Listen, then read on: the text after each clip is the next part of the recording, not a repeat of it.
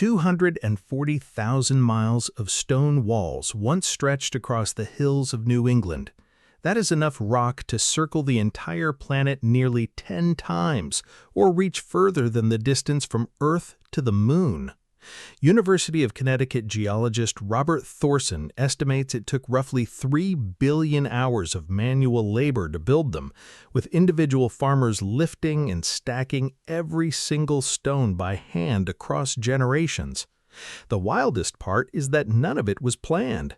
These walls were never designed by an architect or commissioned by a king. They were, more than anything else, a place to throw rocks that kept getting in the way. So why did New England end up with the largest handmade rock barrier in human history, while the rest of the country did not? The answer starts about 20,000 years ago during the last ice age, when a massive glacier called the Laurentide ice sheet covered most of the region. This ice sheet was over a mile thick in places, scraping across ancient mountain bedrock like a frozen bulldozer. It broke off chunks of granite, gneiss, and schist, grinding some into sand and dragging others hundreds of miles. Around 12,000 years ago, the climate warmed and the glacier retreated, dumping all that collected debris across the land.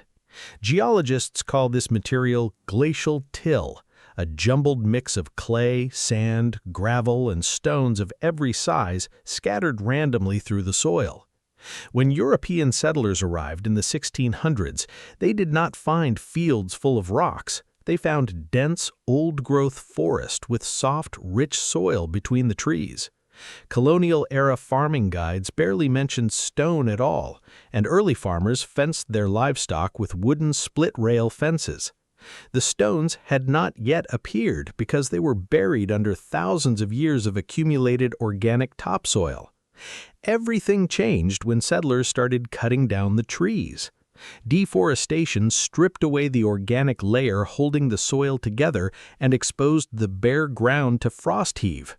In winter, water in the soil freezes and expands, pushing stones upward.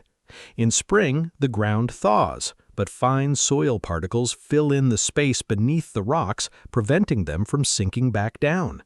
Every single year, the ground pushed a fresh crop of rocks to the surface. Farmers in the 1700s thought the devil was putting them there because they could clear a field in autumn and return in spring to find a whole new generation of rocks waiting for them. To clear their fields, farmers dragged stones to the edges using ox-drawn sleds called stone boats. Smaller stones were carried by hand, while larger ones required iron pry bars and heavy manual labor. They dumped the rocks along existing fence lines. Early walls were little more than linear landfills, built not for beauty but simply to clear space for crops or livestock. Over decades, as each spring brought more stones, these rough piles grew into ridges and eventually recognizable walls. Then in 1807, an event across the Atlantic turned this slow chore into a regional frenzy. Napoleon invaded the Iberian Peninsula, disrupting Spain's long-held monopoly on merino sheep, which produced the finest wool in the world. An American diplomat, William Jarvis, seized the opportunity to ship thousands of merino sheep back to Vermont. This triggered a massive speculative boom known as Merino Sheep Fever between 1810 and 1840. Farmers converted their lands from crop farming to sheep grazing at a staggering rate. Sheep require vast pastures, prompting farmers to clear millions of acres of surrounding forest. By 1840, states like Vermont and New Hampshire had roughly 2 sheep for every human being, and up to 75% of the region was clear-cut. With the forest canopy gone, frost heave accelerated dramatically, forcing farmers to pull millions of tons of stone out of the earth every year. The stones were placed along pasture boundaries to keep the roaming sheep contained, solving 2 problems at once. Building these walls required staggering effort. By 1872, a U.S. Department of Agriculture report estimated that 240,000 miles of stone wall existed across New England. The labor investment in walls on a typical farm often exceeded the total value of the land and buildings combined. However, the sheep boom collapsed as quickly as it began. Between 1835 and 1840, wool prices plummeted by more than half due to soil depletion, overgrazing, and fierce competition from southern cotton and cheaper western livestock operations. Young farmers began abandoning their homesteads for industrial factory jobs in growing cities or migrating to the flat, stone-free farmland of the Midwest.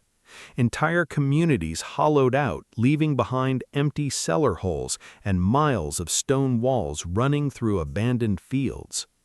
Nature reclaimed the landscape with remarkable speed. Open pastures regrew into dense forests of white pine and hardwoods. Today, anyone hiking through New England woods will inevitably encounter stone walls running silently through deep timber. These walls were not built in the forest, rather the forest grew up around them after the farms were abandoned. They serve as historical markers indicating old property lines, pasture limits, and field layouts.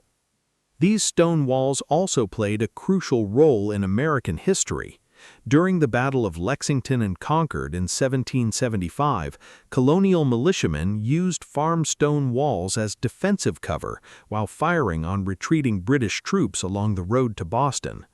More than a century later, poet Robert Frost drew inspiration from these structures while living on a farm in Derry, New Hampshire. His famous poem, Mending Wall, captured the annual spring ritual of neighbors repairing frost-damaged walls, bringing the line, "Good fences make good neighbors," into the literary canon. Today, roughly half of the original walls have been lost to development, but about 120,000 miles still remain, making it the most extensive network of stone walls anywhere on Earth.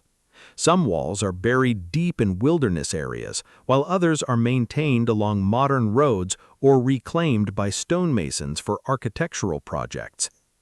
Geologists like Robert Thorson argue that these stone walls represent a unique historical and cultural ruin that deserves formal protection.